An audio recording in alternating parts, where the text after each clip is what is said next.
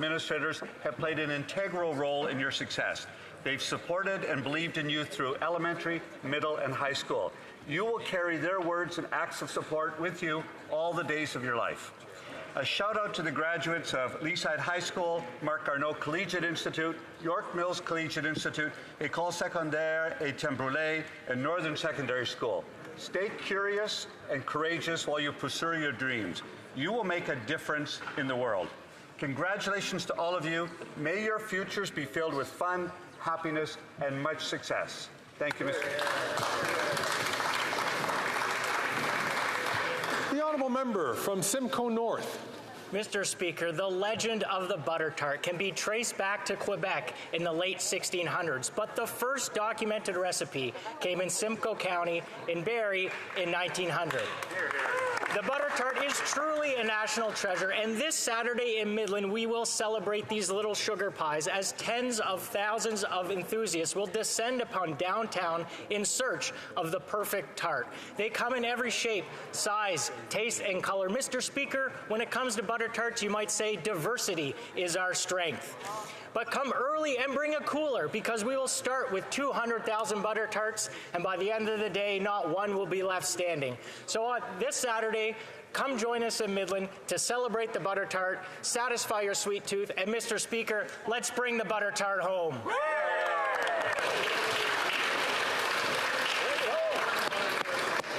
The honourable member from Willowdale.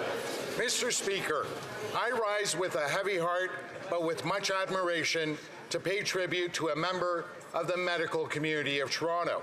On May 26th, Dr. Abbas Hadian, a remarkable physician and a distinguished leader of the Iranian Canadian community, passed away.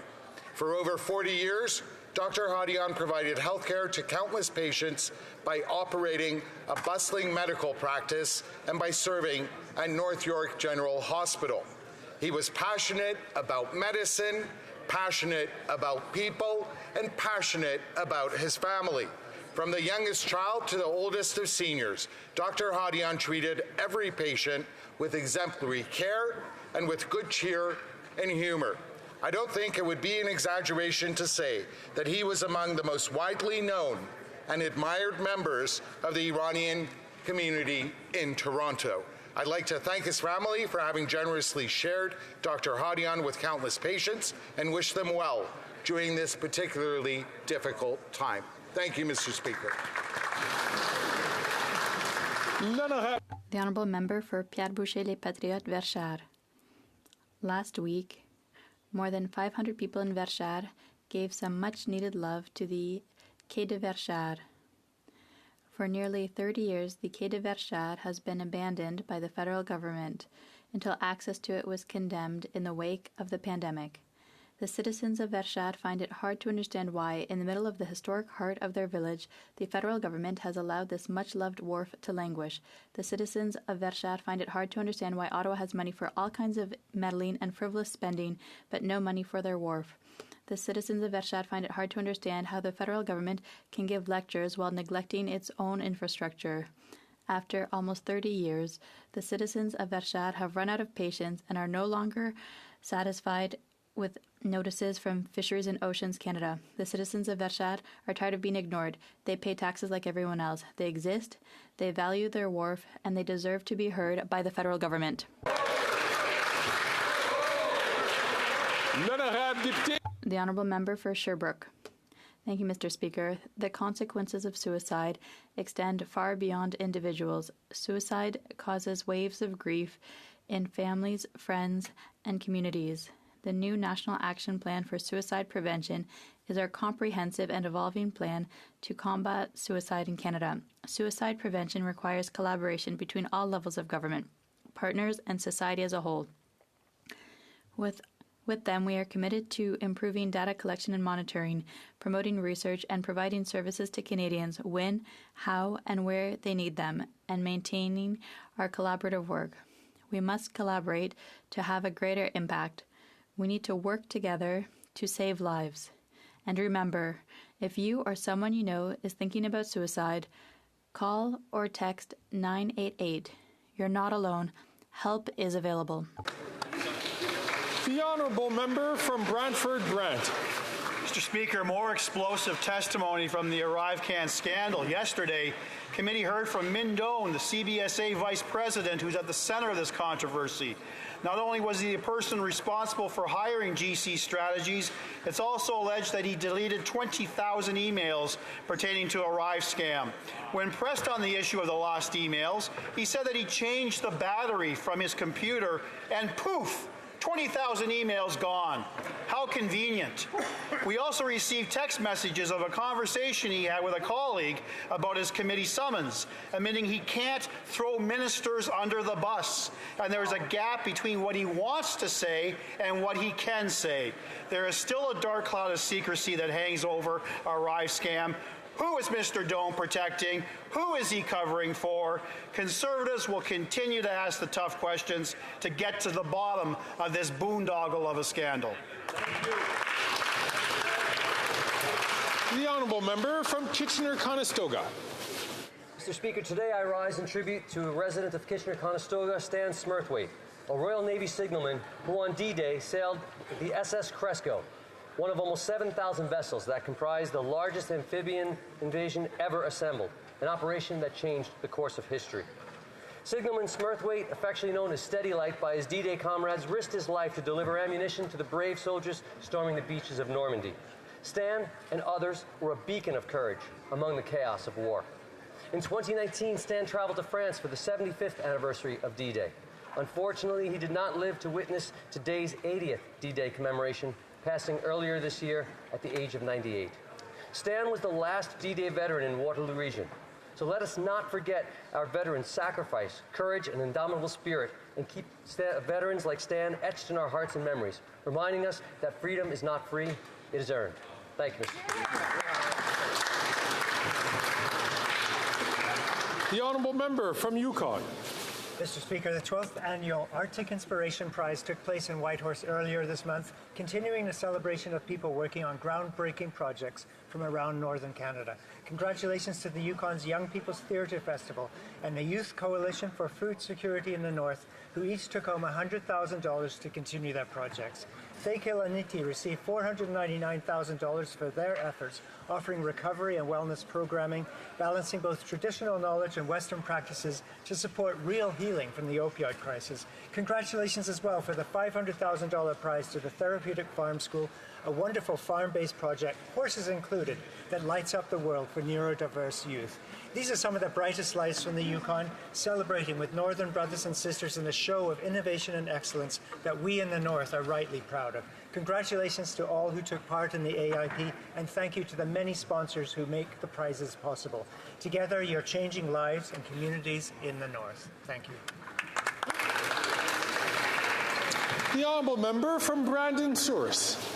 Mr. Speaker, Canadians understand that the carbon tax is not an environmental plan, but rather a tax grab by this NDP Liberal government, and it makes everything more expensive, causing higher inflation and the cost of living crisis. When they tax the farmers that grow the food and the truckers that transport the food, they inevitably increase the cost of food for all Canadians. Yep. For years we've been saying this, but the government has refused to accept the truth. Now, the Prime Minister knows that we were right all along and is desperately trying to hide the evidence. Recently, our Conservative team asked the independent parliamentary budget officer whether the government had conducted an analysis, an economic analysis of the cost. And he confirmed that they had. However, the NDP Liberal government is blocking the release of the analysis, placing a gag order on the budget watchdog. Mr. Speaker, Canadians demand transparency. This Prime Minister must stop hiding the real cost of his inflationary carbon tax and release their report.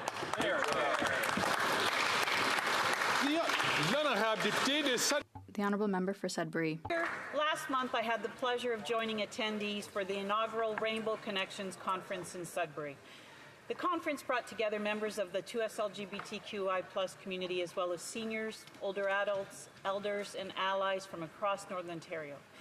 It was a chance to celebrate, discuss, and also to learn from each other on how we can do more to support the 2SLGBTQI+ community, especially seniors. Protecting the rights of 2SLGBTQI+ people is how we build a more inclusive Sudbury and a more inclusive Canada. As allies, we must continue to do our part to ensure we are creating safer and more supportive communities. Mr. Speaker, as we celebrate Pride Month, I want to thank members of Squad Sudbury and the Réseau Access Network for organizing this important conference. It was a timely discussion that holds much promise for much needed change. Thank you. The honourable member from Barrie Innisfil. Today marks the 80th anniversary of Canadian forces bravely storming Juno Beach to defeat the Nazis in the fight for freedom, human rights, and human dignity. 124 Royal Canadian vessels, 10,000 sailors, 39 Royal Air Force squadrons, a total of 14,000 Canadians took part in D-Day with our allies. C'est un jour. It is a day that changed lives and history forever. 359 Canadians lost their lives on that day so that millions could be liberated from Hitler's control and Nazism. Today, we honor and thank our fellow Canadians who fought in the air, on land, and at sea under incredible circumstances and with a bravery that none of us, except those who were there, will ever understand. We will always be indebted to this generation of brave Canadians and their families. Their determination will forever be remembered. Their story must never be forgotten, and their cause should serve as a reminder to all of us that sadly, in these times, the forces of hatred still exist. On behalf of a grateful nation, I say thank you from the bottom of our hearts for their courage, their sacrifice, and their results on this day 80 years ago that changed the course of history. We will remember them.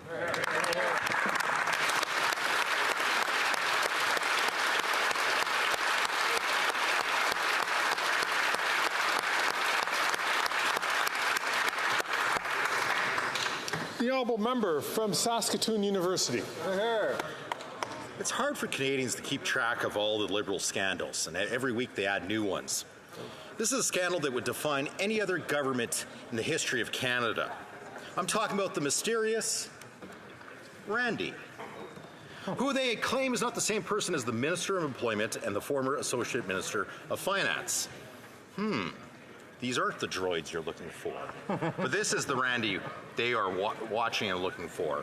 The minister holds 50% share in a global health imports and wants us to believe that this is the Randy was just some guy who nobody knows the last name of and who just happens to have some big ideas about the company that everyone took seriously. Who's Randy? Where's Randy? Who got rich and why? Canadians deserve to know. It's time to give up on the cover-up.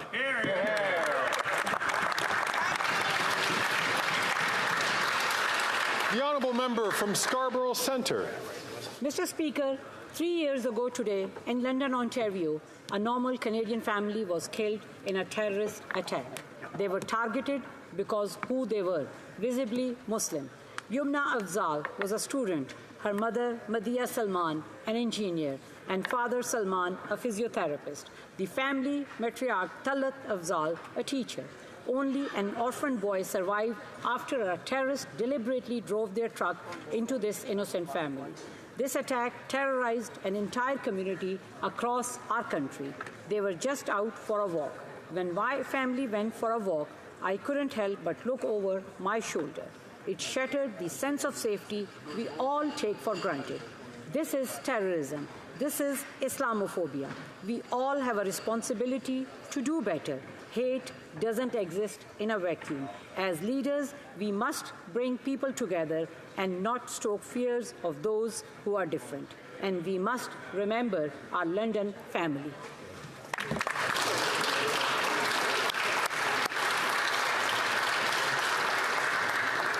The honourable member from Nunavut.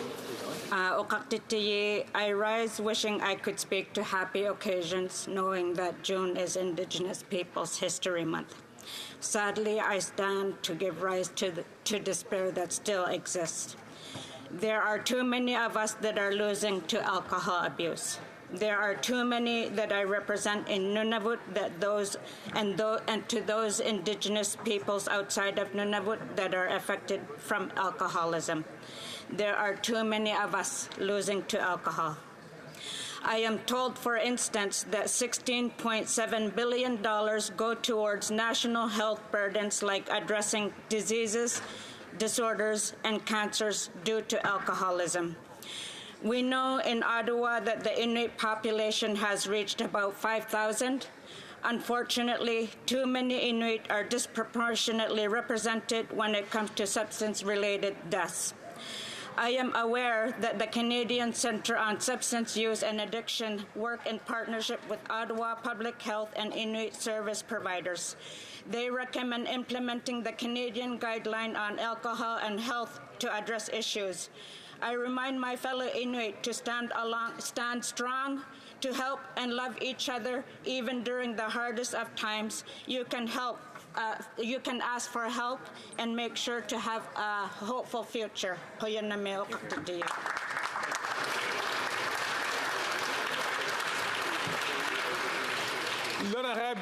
Honourable Member for Saint Jean. We mark this year the 80th anniversary of the Normandy landings. Our duty of remembrance is first to all those soldiers who took part, those who are still with us, those who have left us, and those who fell in battle, often without history remembering their names. It took courage for the young men of the day to land on the beaches of Normandy under Nazi fire and to continue relentlessly, even to the point of having to step over the bodies of their fallen comrades in arms to advance until the enemy was vanquished. From our comfort as a nation at peace, let us always be grateful to those who gave everything to preserve our freedom. And let us always remain on the right side of history, defending freedom and democracy today. To all those soldiers who have passed on, to all those veterans who are still with us, who have seen the horrors of war and paid the price of their dedication all their lives, thank you. I remember.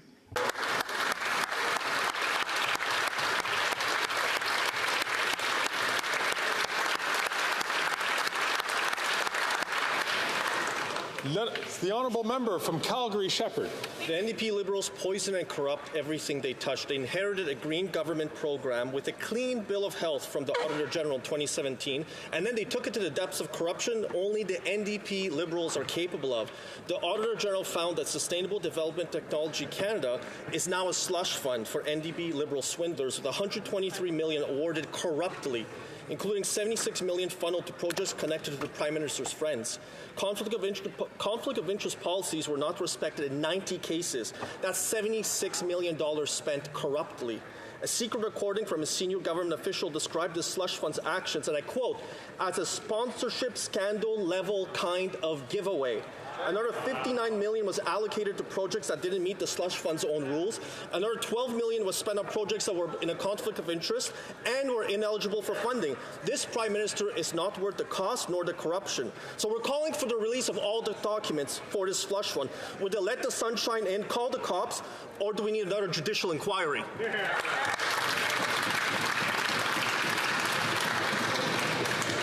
The Honourable Member from Cape Breton-Canso. Mr. Speaker, I'm excited to rise today to celebrate the 37th anniversary of the Atlantic Canada Opportunities Agency. Since 1987, Mr. Speaker, ACOA has been a real game changer for our local economies here in Atlantic Canada, whether it's creating jobs, supporting small businesses, or funding innovative projects. ACOA has been there every step of the way.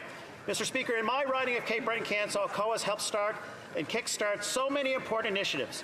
ACOA's work in diversifying our economy and promoting sustainable development has really put Atlantic Canada on the map, both nationally and internationally. A big shout out to all the hard-working folks at ACOA and their partners. Your dedication has made a huge difference in the lives of so many Atlantic Canadians. As we celebrate this milestone, Mr. Speaker, I'm excited about what the future holds. Cheers to 37 years, fantastic years of ACOA, and to many more years of growth and success for Atlantic Canada.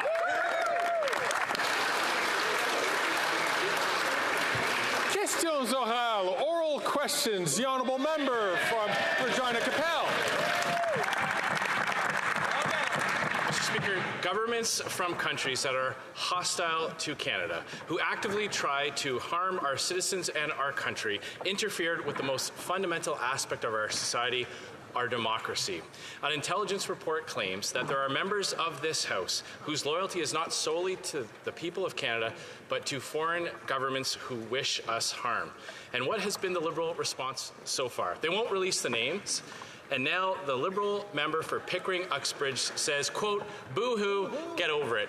Instead of telling Canadians to just walk it off, why don't they release the names of MPs who are working against Canada?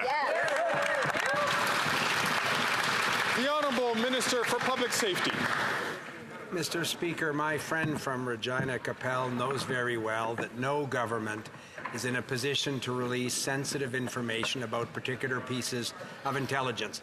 I have a suggestion for him. He sits a couple of seats away in this place from his leader. If they were sincere in understanding some of the information underlying the public version of the report of the National Security Committee of Parliamentarians, his leader could avail himself of the offer that I'm happy to reiterate again today to get the security clearance, get all the information that the Committee on Parliamentarians had, and then he could come to a reasoned judgment in this place. The Honourable Member from Regina Capel. This isn't about offering secret briefings to MPs who have to keep all that information secret. It's about releasing the names so that Canadians can know which MPs are working against the interests of Canada. So I've got a very simple question. He should be able to answer this one. Do any of the MPs listed on this report of compromised members who are working against the interests of Canada, do any of those MPs currently sit in cabinet, yes or no? Good question. The Honourable Minister for Public Safety. Mr. Speaker, I'll give full points to my friend from Regina Capel to try and get me to do indirectly what he knows very well I can't do directly. Mr. Speaker, I'll remind our friend that our government is the first government to take this issue seriously. In the previous Conservative government, they did absolutely nothing to secure our democratic institutions, in spite of public warnings from CSIS for the last 2 years they were in government. I worked last summer with my friend from Regina Capel to set up the HoC Commission, for example. We look forward to Justice Hogg's recommendations and would be happy to work with him in terms of implementing them. Hear, hear. The Honourable Member from Regina Capel. Mr. Speaker, they sat on warnings from our intelligence agencies so that they could protect their own partisan interests. And they have refused to hand over cabinet confidences to the HoC Commission. But this one should actually be really simple. Cabinet ministers get to see everything. They get a say on everything the Government of Canada does, and they get to personally lobby the Prime Minister any day they want. Can the Minister assure Canadians that nobody who sits around the cabinet table today is on this list of compromised MPs who are working against Canada? The Honourable Minister for Public Safety. Mr. Speaker, our friend from Regina Capel should know very well that our national security and intelligence agencies, including the Royal Canadian Mounted Police, take all of the issues of national security very seriously. And Mr. Speaker, our friend should know very well that our government has taken, more than any other government, steps to ensure that our democratic institutions are protected, and he should have confidence that we'll continue to do that work, something that his previous government did absolutely nothing about. Zero. Nothing about. Zero. The Honourable Member for Mégantic-L'Érable. Cabinet knows it. They know the names. Just like they knew that the Chinese Communist Party had intervened in the nomination process for Don Valley North. NSICOP revealed that members helped foreign state actors. The Prime Minister knows who those MPs are. For partisan reasons, he protected the member for Don Valley North. Is that why, once again, today, he's refusing to reveal the names?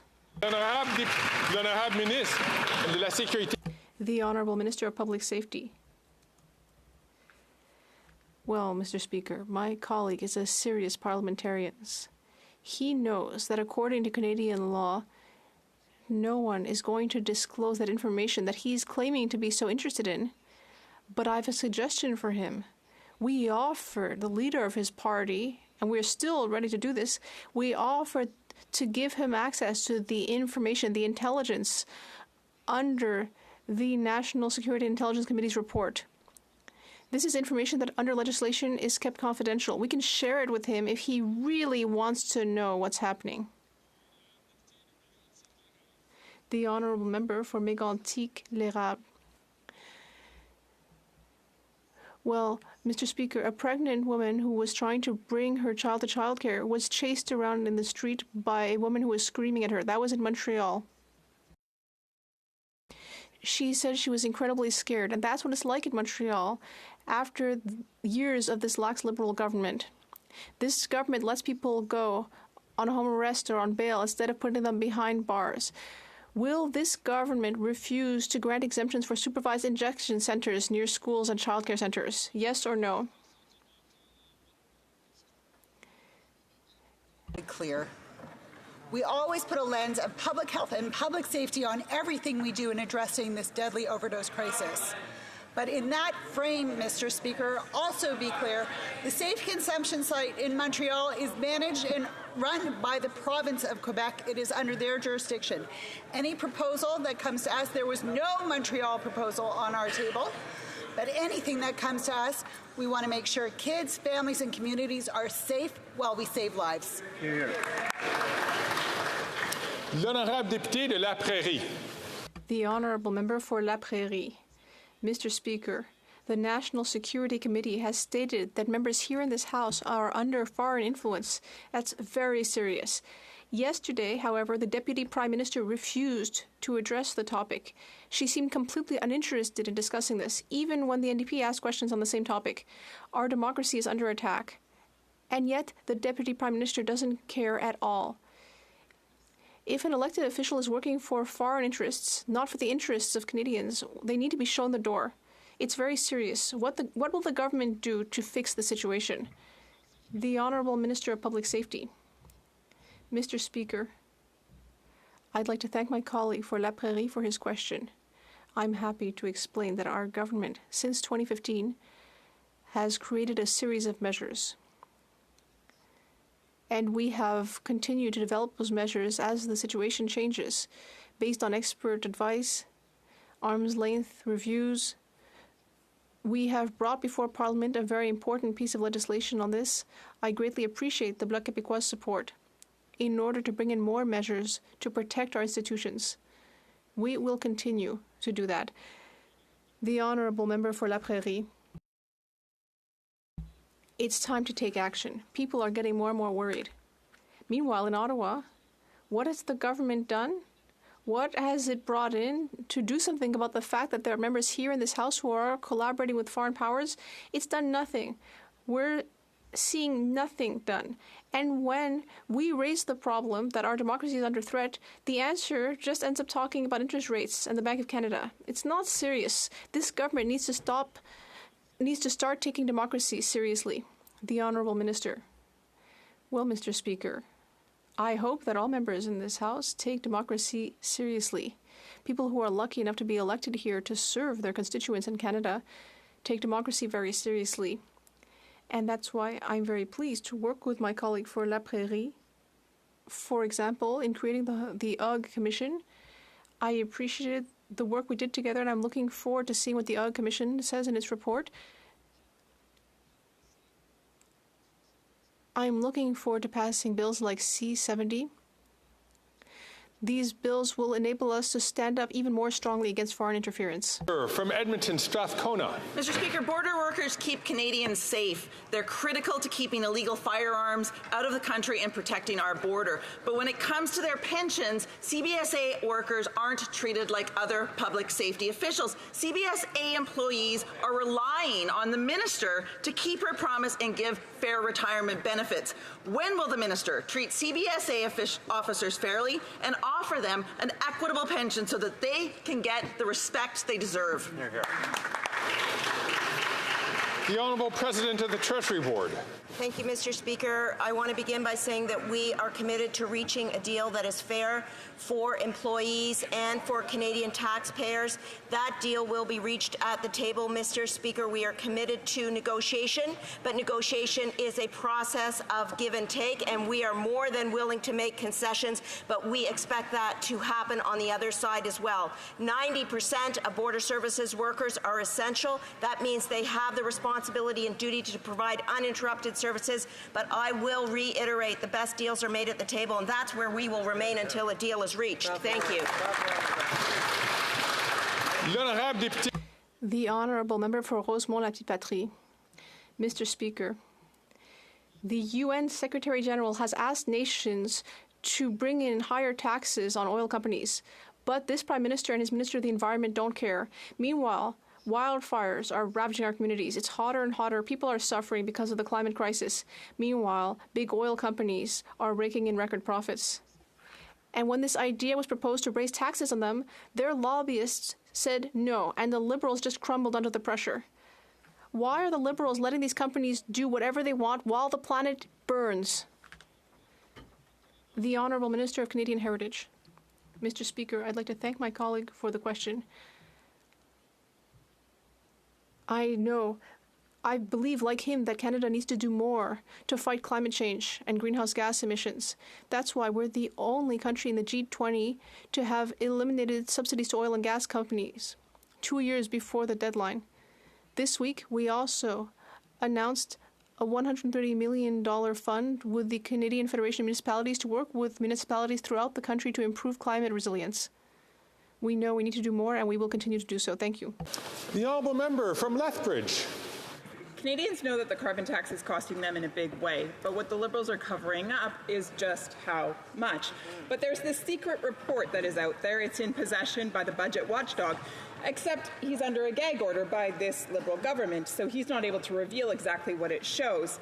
It's time to stop that cover-up. So will the minister quit using his ludicrous talking points that mislead Canadians and finally release the report so that they can know just how much the carbon tax is costing them? Right on. Here, here. The Honourable Parliamentary Secretary to the Minister of the Environment and Climate Change. Thank you very much, Mr. Speaker. And we've been clear all along, and the Conservatives are really the only people that continue to mislead Canadians, particularly on the case with the PBO report, Mr. Speaker. The PBO released a report on April 17th which indicated that they've actually overestimated the economic impact of the carbon tax, which re-emphasizes the fact that Canadians get more back than they pay through carbon pricing. Mr. Speaker, on July 15th, Canadians will receive their next installment of the Canada Carbon Rebate, reaffirming our commitment to lowering our emissions and fighting for affordability every step of the way. Thank you, Mr. Speaker. The Honourable Member from Lethbridge. My question was about the gag order that's been placed on the Parliamentary Budget Officer. He has been prevented from releasing the report that is in his possession. But that's no surprise to us because, of course, we know that the Liberals appreciate transparency about the same way they appreciate an enema. But the budget watchdog would like to release this report. He just needs the go-ahead from the Liberal government. So would they finally agree to be transparent with Canadians, let the sun shine in, and have the report made public? The Honourable Leader of the Government in the House of Commons. Mr. Speaker, let's do a little history lesson. The PBO once said 8 out of 10 Canadians are better off under this pollution pricing scheme. Flash forward to today. The PBO says 8 out of 10 Canadians are better off under this pollution pricing scheme. You know where they're not better off, though? In that member's constituency, where the Premier increased gas prices by 13 cents a litre, and I don't see her in front of her constituency office protesting. Wow. The Honourable Member from Red Deer Lacombe. Mr. Speaker, sunlight and transparency, that's what Canadians were promised. Yet after 9 years, here we are at the heart of another Liberal cover-up. This time the government has been caught red-handed putting a gag order on the Parliamentary Budget Officer. The Liberals don't want Canadians to see the secret report that proves that Canadians pay more for the carbon tax than they get back. Will the government end the carbon tax cover-up and lift the gag order on the Parliamentary Budget Officer, or are they just going to tell the PBO and all Canadians, boo-hoo, get over it? The Honourable Parliamentary Secretary to the Minister of Environment and Climate Change. Thank you very much, Mr. Speaker. We respect the work of the Parliamentary Budget Officer on this side of the House. They provide independent analysis to the government and to Canadians, and Canadians rely on that information for insight into how these programs impact our economy and their pocketbooks. But Conservatives are misleading Canadians. Our government will continue to support the PBO to fulfill the role of his office, but what this report correctly confirmed is that 8 out of 10 families receive more money back through the Canada Carbon Rebate than they pay on the price of pollution, Mr. Speaker. And on July 15th, the Canada Carbon Rebate will be arriving in mailboxes and bank accounts. The honourable member from Red Deer Lacombe. Mr. Speaker, sunny days have given way to a cover-up craze, but Canadians instinctively know the true cost of the carbon tax. They feel it when they fill up at the pump. They feel it when they go get groceries. Our farmers know it when they get their energy bill. And the Parliamentary Budget Officer also sure knows it, and that's why this Prime Minister put a gag order on him. If the government won't admit what Canadians already know, then why not let Canadians decide in a carbon tax election? What are you afraid of? The Honourable Leader of the Government in the House of Commons. Mr. Speaker, once again the history lesson. The PBO once said 8 out of 10 Canadians are better off under this carbon pricing program. Flash forward to today, the PBO says 8 out of 10 Canadians are better off under this pricing program. In that member's riding, it got even better, Mr. Speaker. The rural rebate, despite the vote of the honourable member, against his wishes, is doubling. On July 15th, as my colleague just said, why doesn't he talk to Premier Smith about her oppressive gas pricing in Alberta?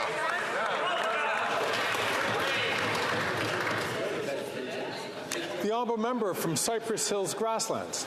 Well, Mr. Speaker, after 9 years of this NDP Liberal government, Canadians are weary and their bank accounts bare. People are tired of being gaslit by this Prime Minister. Canadians already knew that the carbon tax costs more than Liberals care to admit, but now it sounds like that the government also knew better. That's what the Parliamentary Budget Officer said at committee. The government has damning data that they won't let him release it. It's time for the Liberals to quit using these unbelievable talking points. When will they release the secret report that confirms that Canadians were right all along? Yeah. The Honourable Parliamentary Secretary to the Minister of the Environment and Climate Change. Mr. Speaker, over the summer, Conservatives could consider taking a math class to brush up on their Conservative math, because it just really doesn't seem like Conservative math is adding up these days. Mr. Speaker, Conservatives from Saskatchewan and Alberta should talk to their premiers, who jacked up the price of gas on April 1st by over 13 cents, Mr. Speaker. There's no Canada Carbon Rebate for provincial gas tax, and there's no rebate for excess oil and gas executives taking home millions and millions of dollars in pay. But, we've said it before, and I'll say it again, Mr. Speaker, who needs an oil sands lobby when you've got the Conservative Party of Canada in this House? The honourable member from Cypress Hills Grasslands. Well, Mr. Speaker, the gaslighting continues over there. Those wacko talking points show just how desperate the NDP Liberals are to cover up the true costs of the carbon tax. Here's what the budget watchdog said. The government has economic analysis on the impact of the carbon tax itself. We've seen that, the staff in my office, but have been told explicitly not to disclose it and reference it. Mr. Speaker, this Prime Minister is gagging the budget watchdog as he bankrupts Canadians. So I'll ask it again. When will he release a secret report that confirms that Canadians were right all along? The Honourable Leader of the Government in the House of Commons. Mr. Speaker, once again, a little bit of a history lesson. The PBO used to say 8 out of 10 Canadians were better off, more money in their pockets as a result of the carbon pricing program of the government, including in Saskatchewan. Flash forward to today. 8 out of 10 Canadians, according to the PBO, are better off, including in Saskatchewan, but bonus, double the rural rebate starting on July 15th, Mr. Speaker. He should talk to his premier and tell him to start rebating consumers in Saskatchewan.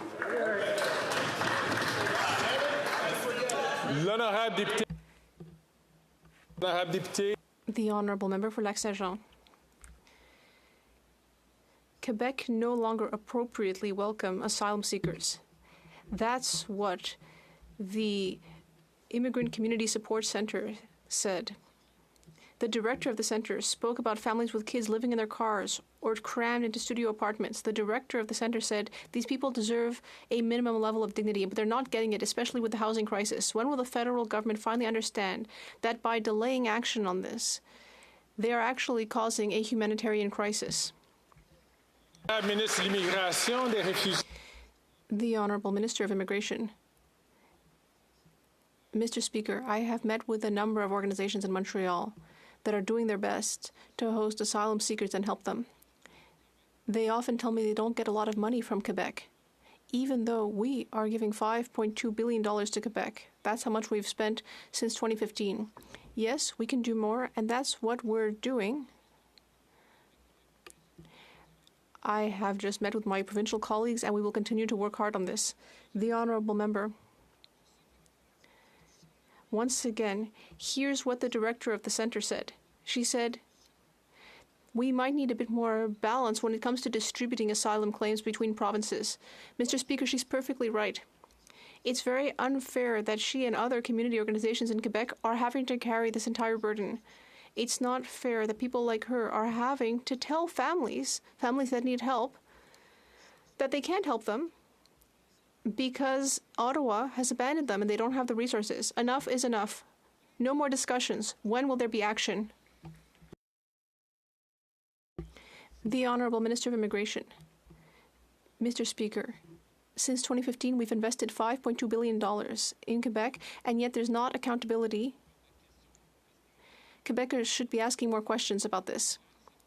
And what's very clear as well is that we need to do more. The director that my colleague quoted, who was quoted in the newspaper, is right. We need to better distribute asylum claims throughout the country. That's what we're doing. Just half an hour ago, I left a meeting on that exact topic. The Honourable Member for Lac-Saint-Jean. Plenty of meetings, but no action. And while the minister does nothing, on the ground, meanwhile, community organizations can't find housing for families. They're having to put people on wait lists for food baskets. Can you imagine having to explain a wait list to a hungry child? Now, the Prime Minister and the Premier will meet on Monday. Quebec is asking for asylum claims to be better distributed and is asking for $1 billion to be paid back. Will the Prime Minister of Canada leave that meeting with the check signed and with a date to start better distributing asylum? The Honourable Minister of Immigration. Well, if my colleague wants an answer to that, he will have to wait until Monday like everyone else. Now, this Bloc Québécois, they've been asking for asylum claims to be processed more quickly for 6 months, and yet yesterday, the smart Alex in their party were standing up at the Finance Committee to say the opposite. There's complete inconsistency here. It's really baffling. The Honourable Member from Chatham, Kent Leamington. The budget watchdog has released a report stating what Canadians already know, that they pay more in carbon tax than what they get back. More in groceries, more in food, more in home heating, more in transportation, on everything. Liberal, la-la math just not adding up. When will this minister quit using made-up talking points, remove the gag order on the budget watchdog, release the secret report, and end the carbon tax cover-up? Canadians have a right to know. The Honourable Parliamentary Secretary to the Minister of the Environment and Climate Change. Mr. Speaker, that's not what the PBO said. The member has it opposite. The PBO has overestimated the economic impact of carbon pricing on Canada. It means that probably even more than 8 out of 10 families are getting more back through the Canada carbon rebate than they pay in carbon pricing. But this is just another opportunity for the Conservatives to deny climate change. Look, Mr. Speaker, denying the effectiveness and proven impact of carbon pricing is just another form of climate change denial. It suits them and it suits their big oil and gas friends. So, Mr. Speaker, who do they really work for? Canadians or big oil and gas execs? Big oil and gas execs. The Honourable Member from Simcoe Grey. Mr. Speaker, Canadians have long known that the carbon tax costs them more than they get back. Do you know who else knows? These Liberals. That's because the Parliamentary Budget Officer revealed this week that the Liberals commissioned a report that confirmed what Canadians already know, that the carbon tax costs families more than they get back. So now the Liberals refuse to release the taxpayer-funded report. Let's end the carbon tax cover-up. When will this minister quit using unbelievable talking points and release the secret report that proves once and for all Canadians are right? The Honourable Parliamentary Secretary. Mr. Speaker, what's no secret is the Conservatives' climate denial.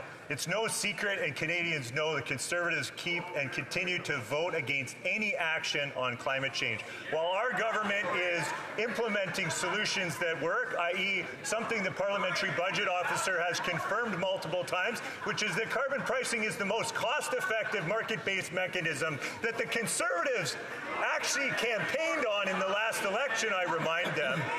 Our government will continue to address climate change while putting more money in the pockets of Canadians.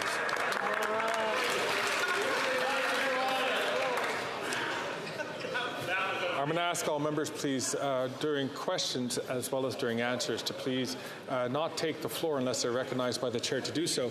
It makes it very difficult for members to hear the questions, especially those who use simultaneous interpretation. L'honorable député de Portneuf. The Honourable Member for Portneuf-Jacques-Cartier. Thank you, Mr. Speaker. The cover-up operation is continuing under these Liberals. Another example of the same. At the Finance Committee, the Parliamentary Budget Officer said very clearly that the government has an analysis of the carbon tax impacts, but has been told not to disclose it and not even to mention it. Meanwhile, the Bloc Québécois is constantly supporting the Liberals. It voted against our motion to give Quebecers a holiday tax break. When will the Liberal minister publish his secret carbon tax so that Canadians can learn the truth? The Honourable Parliamentary Secretary to the Minister of the Environment. Thank you, Mr. Speaker. Once again, in the province of Quebec, there is not a federal carbon tax. In fact, Quebec is a leader in the fight against climate change, Mr. Speaker. But the Conservatives are finding yet another way to deny climate change. The government regularly shares confidential information with the Parliamentary Budget Officer, and that's used to produce their reports. The Honourable Member from Victoria. Mr. Speaker, we've seen 12 straight months of record-breaking temperatures, more extreme wildfires, more extreme weather events. This is a climate crisis. Yep. The Liberals have been asleep at the wheel, letting oil and gas CEOs pollute more and more each year. And the Conservatives can't even agree if climate change is real. Shame. The UN Secretary General is calling for a windfall tax on oil and gas profits to help fund climate action. New Democrats agree. But why are the Liberals letting big oil rip off Canadians and destroy our climate? The Honourable Parliamentary Secretary to the Minister of the Environment and Climate Change. Thank you very much, Mr. Speaker. Over the past 2 years, we've introduced a new clean fuel standard, something Conservatives have pledged to do during the last election campaign, but changed their minds to please their leader and voted against. We've also raised the price on pollution. We're putting a cap on greenhouse gas emissions from the oil and gas sector, and we're the only major oil-producing country in the world to do so. Our emissions are so low that the last time they were this low in Canada was shortly after the Canadians won the last Stanley Cup, Mr. Speaker. But I will say, it'd be nice if when the going gets tough, the NDP didn't vote with the Conservatives on carbon pricing. Thank you very much, Mr. Speaker. The Honourable Member from Edmonton Griesbach. You lose someone and you're trying to grieve, and then somebody else dies.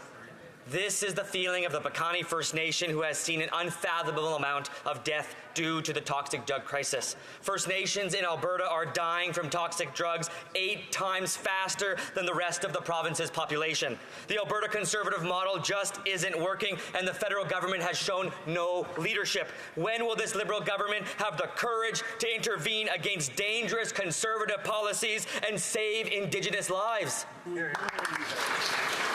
The Honourable Minister for Indigenous Services. Mr. Speaker, I agree with the member opposite that it is a tragedy that we are losing our brothers, our sisters, our mothers, our fathers to this toxic, polluted drug supply that we see all across the country, including and predominantly in and amongst First Nations. And that's why our government has invested billions of dollars to support Indigenous-led approaches to mental wellness. We'll continue to work with First Nations leaders on the solutions that will work for them. Mr. Speaker, this crisis has to end. The honourable member from Richmond Hill. Mr. Speaker, the world has seen unprecedented scientific and technological advancement in artificial intelligence in recent years. But this change is plagued by misinformation and disinformation targeting hardworking Canadians from coast to coast to coast. We recently saw how conservatives, like the member from Portage-Lisgar, intend to misuse this technology to mislead Canadians. Could the President of the Treasury Board explain how our government is working responsibly, adapt to these changes, protecting Canadians, their information, and the country as a whole? Thank you. The Honourable President of the Treasury Board. Now more than ever before, researchers and companies are using AI to create innovations and job opportunities, from drug discovery to energy efficiency and housing innovation. And that's why we have begun to develop the first ever government strategy on AI for the public service, Mr. Speaker, removing barriers and filling gaps for the responsible, transparent use of AI. Mr. Speaker, instead of spreading misinformation, our side of the House is committed to embracing new technologies that allow local businesses, educators, and our broader economy to flourish. Thank you, Mr. Speaker. The honourable member from Leeds, Grenville, Thousand Island and Rideau Lakes. $123 million handed out to ineligible companies, 186 conflicts of interest, and 76 million taxpayer dollars given out to well-connected Liberals. After 9 years of this NDP Liberal government, it's clear that this Prime Minister isn't worth the cost or the corruption of his billion-dollar green slush fund. Conservatives are calling for the evidence of corruption to be handed over to the Royal Canadian Mounted Police. So, will the NDP Liberal government end the cover-up and call in the Mounties?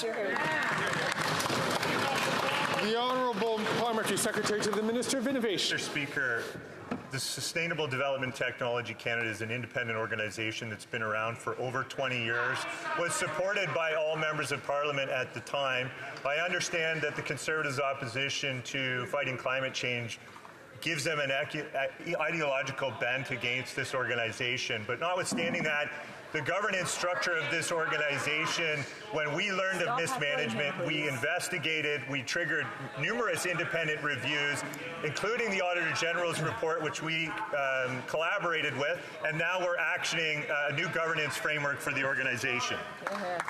The member from Leeds, Grenville, Thousand Islands and Rideau Lakes. You almost couldn't hear that answer over the paper shredders that are running over at the billion-dollar green slush fund. We know that in 2017, the Auditor General gave a clean bill of health to this organization that Conservatives stood up to fund clean green tech. But the Liberals got into office and decided to line the pockets of the well-connected Liberal friends. And what did we see with the Auditor General report that Conservatives called for and these Liberals opposed? 186 conflicts of interest and over $100 million being misappropriated. Conservatives want them to end the cover-up. Will they turn over the evidence to the RCMP, yes or no? Yeah. The Honourable Parliamentary Secretary to the Minister of Innovation. As soon as allegations of mismanagement on Sustainable Development Technology Canada surfaced, our government acted immediately. We triggered an independent review of the governance model, an independent review of the HR practices in the organization. We issued a management response action plan. We've done everything right along the way to address the concerns that rightfully Canadians should expect the highest standards of governance when dealing with public funds. That's exactly what we're doing and committed to, and the organization is going to be reconstituted within the National Research Council to have better oversight. The Honourable Member for Louis Saint Laurent. Mr. Speaker, for years now, Canadians are finding it very hard to survive, but the Liberal Party's cronies are enjoying. They are mismanaging the SDTC.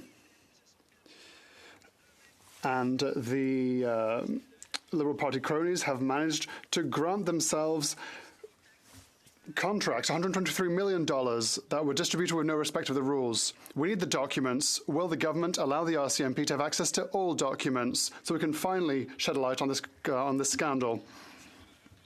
The Honourable Minister for Public Services and Procurement. Thank you, Mr. Speaker.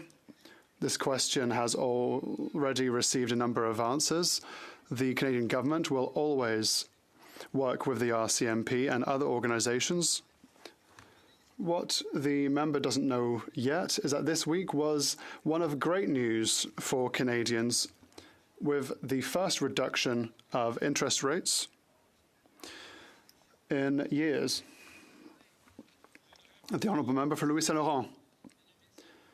Now, Mr. Speaker, let's be serious. Is the Minister aware that this Liberal Green Slush Fund scandal sounds like the sponsorship scandal in the past? I'm not the one who said this. It's a official that said that the government is wholly incompetent. Will the Minister stand again to say, well, perhaps he didn't see something? The Canadians want the truth. They want all documents to be sent to the RCMP.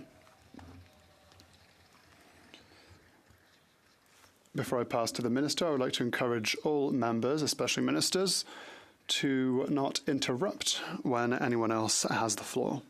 The Honourable Minister for Public Services and Procurement. Thank you, Mr. Speaker. My honourable colleague talks about misinformation. The only information that was miscommunicated is that all the reports have clearly indicated that there is no mismanagement. Let us talk about misinformation. My colleague comes from the Quebec City region. Could he ask his leader to apologize for having duped and discouraged the people of his region to sign up to the new dental care system?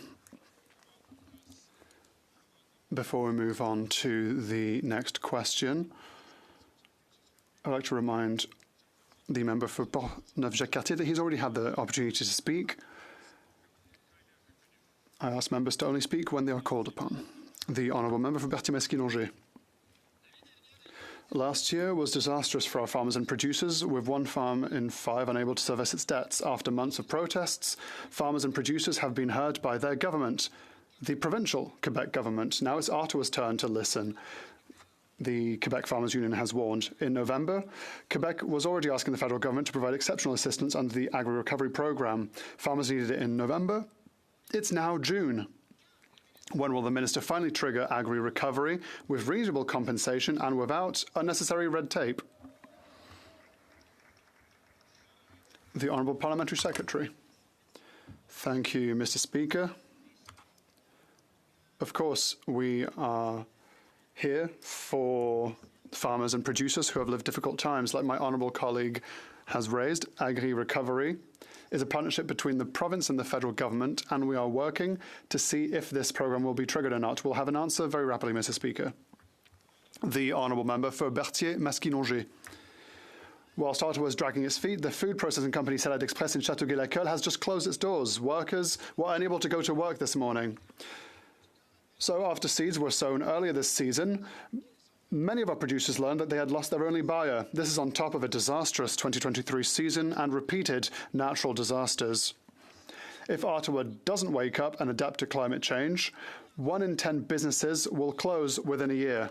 Will the Minister finally launch agri-recovery and sit down with producers? We need a fixed date. The Honourable Parliamentary Secretary to the Minister for Agriculture and Agri-Food. Thank you, Mr. Speaker, and like my honourable colleague knows full well, agri-recovery is done through a federal and provincial analysis. It is done in collaboration with the Government of Quebec. Both work together, hand in hand, and I'm sure that they will have an answer very quickly. But I do understand when we go through a crisis, an answer never comes quickly enough. We'll continue to work with all provinces to make sure that our programs can meet these needs more rapidly. The honourable member from Thornhill. Another day, and we're still waiting for the Minister of Employment to introduce us to other Randy, the one who was cashing checks from a company that was lobbying the government, winning contracts, and using the minister's name to do it. That's not allowed. It's illegal. The text messages reveal that someone named Randy at the minister's company was part of a $500,000 fraud. So will the employment minister finally get up on his feet and tell everyone the super secret identity of the other Randy?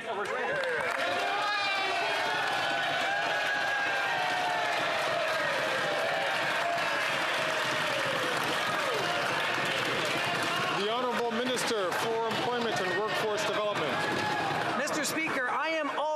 happy to set the record straight. I have had no role in this company since being elected in 2021. Regarding the day in question, I have shared my phone records to the committee and with the commissioner, which confirms that I am not the person in this story.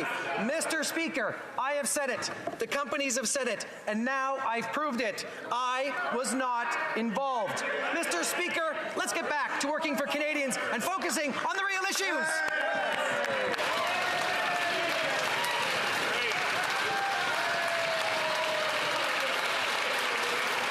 The honourable member from Thornhill.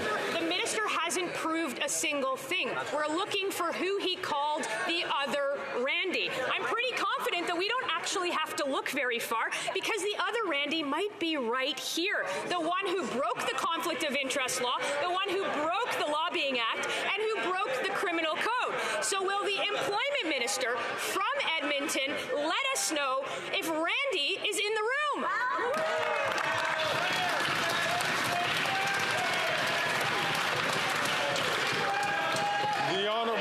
The Honourable Leader of the Government in the House of Commons. Mr. Speaker, the minister just answered that question. That's right.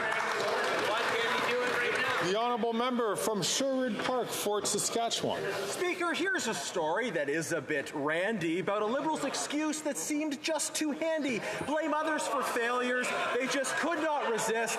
But if you're going to blame someone, be sure they exist. The Employment Minister continues to blame the mysterious other Randy for his ethical trouble. Meanwhile, after 9 years, all this country's problems have actually been caused by the other Justin. Will the person responsible for this scandal, will the real Randy please stand up? Stand up!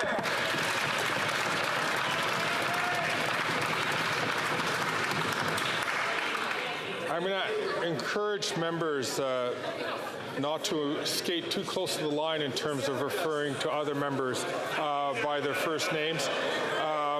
I understand that that on the first name that was mentioned, that would made sense, but it's the second name that was mentioned that is just skating a little bit too close.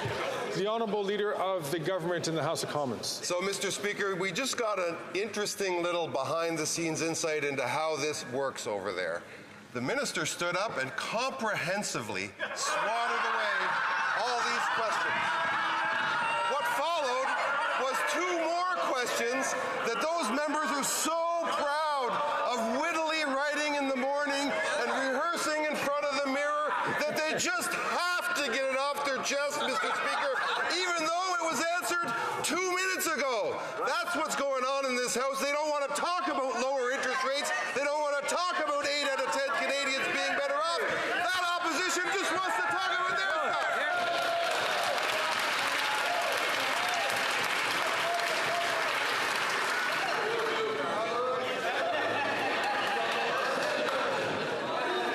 What did I miss yesterday? The Honourable Member for Louis-Hébert. Thank you, Mr. Speaker. Mr. Speaker, when I started in politics in 2015, we were at the end of a decade where Conservatives betrayed young Quebecers by not integrating Davy into the national shipbuilding strategy, and then they hid behind tribunals to justify their inaction with regards to the bridge in Quebec City. Now that we've corrected the injustice for Davy shipbuilding, can the minister tell us how we will continue to work for our infrastructure for our future generations? The Honourable Minister for Public Services and Procurement. With pleasure, Mr. Speaker. Hope and good work. Great news was announced on the 15th of May with regards to Quebec City Bridge. We will be saving and restoring this critical infrastructure, which is unique in our world. It's strategic and critical for Quebec. Thank you to the member for Louis-Hébert and the Prime Minister for their leadership and for their work. Thank you to Yvon Charret, our negotiator, and the Chamber of Commerce, and all the people of Quebec who have supported us over the past number of years to get to this excellent result.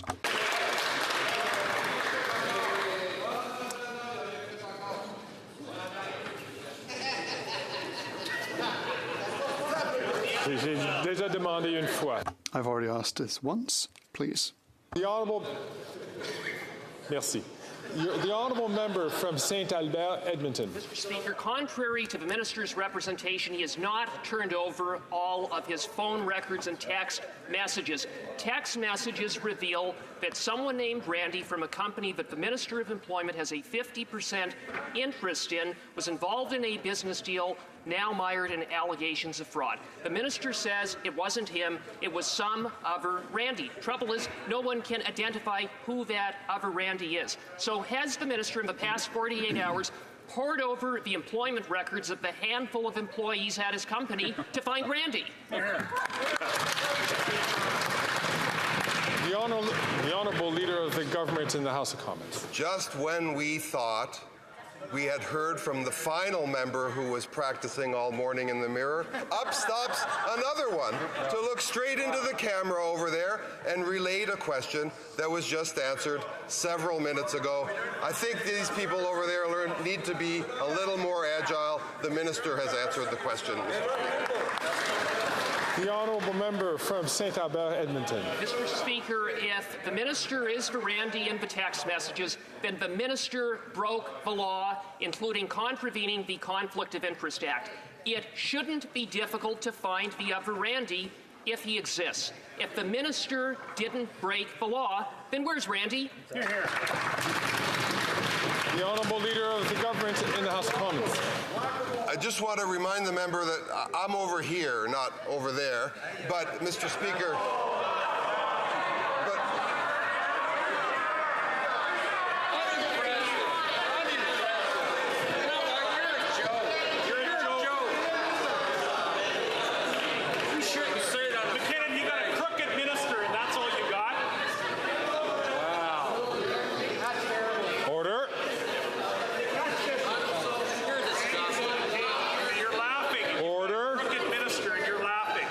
To remind all members you got crooks over there. That questions should be addressed through the chair, but members can look where they wish to ask or answer questions.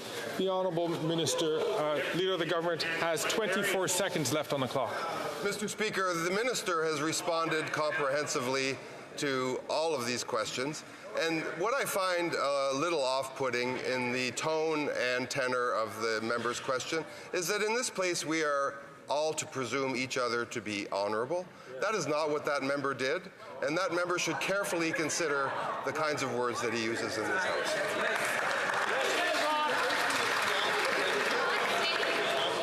The honourable member from Sturgeon Park, Mr. Speaker, Superman. Sturgeon River Parkland. Randy.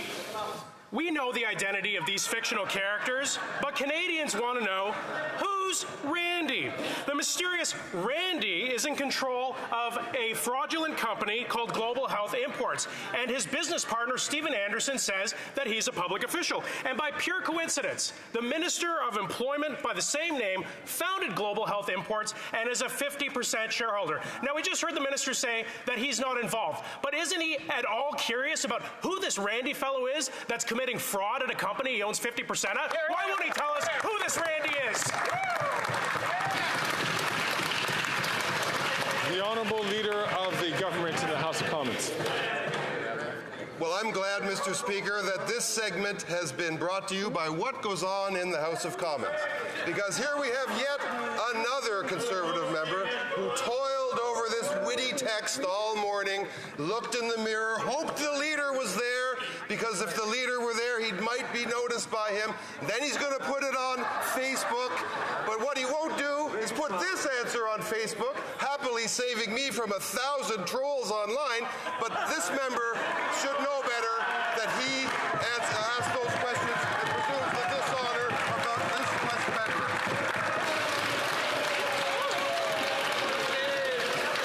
Hey, listen, Canadians don't care about Order. Order, please.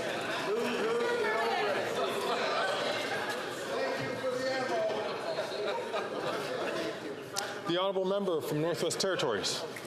Mr. Speaker, our government works every day to ensure that communities have the vital infrastructure that it takes to be successful.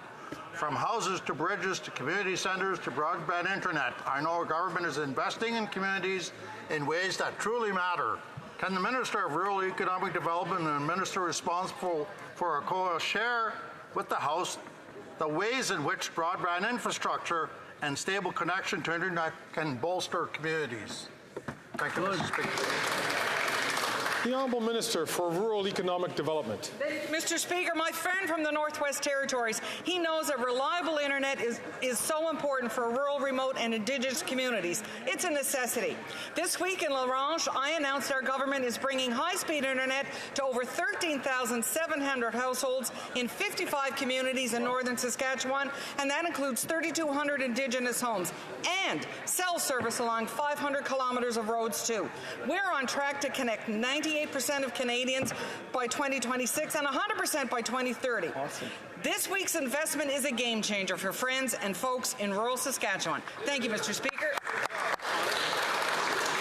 The Honourable Member from Malahat, Cowichan, Langford. Troubling allegations were revealed this week that some MPs have been willing participants in foreign interference. Despite this, and instead of giving Canadians answers, the Liberals are withholding more than 1,000 documents from the inquiry. And the Conservative leader continues to refuse getting the security clearance that will allow him to be properly informed. Both Liberals and Conservatives are trying to protect themselves instead of Canadians. It's unacceptable. When will the Liberals release all the documents and ensure compromise politicians are not on the ballot? The Honourable Minister for Public Safety. Mr. Speaker, I thank my colleague for the question. I think he knows very well that our government and the senior public servants in the Privy Council Office and the national security agencies obviously work with, whether it's the National Security and Intelligence Committee of Parliamentarians or the inquiry led by Madame la Juge Hogg, by Justice Hogg. Those senior public servants work to ensure they have access to all of the documents necessary to do their important work. Any redactions or any decisions with respect to documents that are made available are made by senior public servants, and elected people aren't involved in that process whatsoever. The Honourable Member for Kitchener Centre.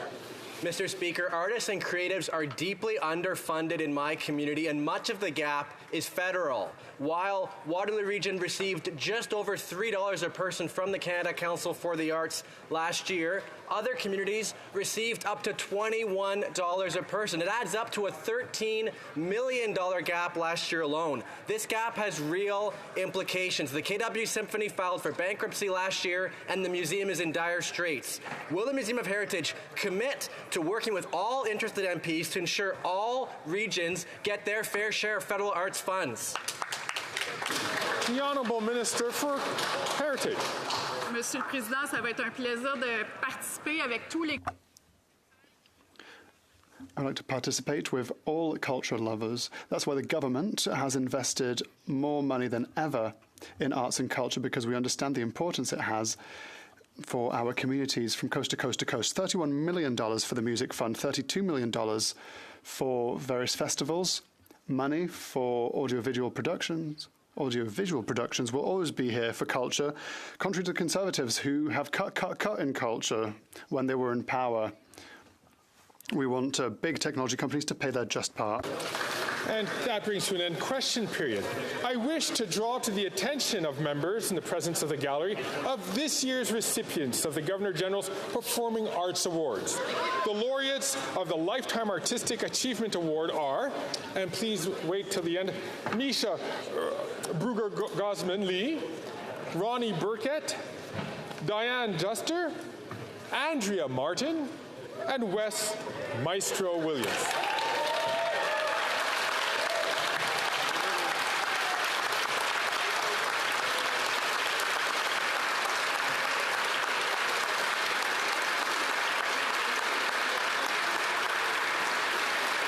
I'd like to draw the attention of members in the presence of the gallery of the 2024 Raymond John Titian Award for Volunteerism in Performing Arts. And this award is awarded to Jenny Belsberg.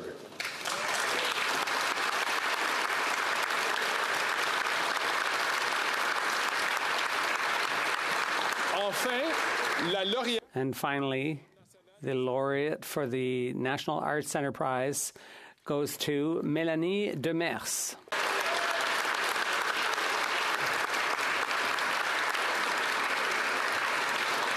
I invite all members to meet the recipients at a reception to be held in room 233S immediately after question period.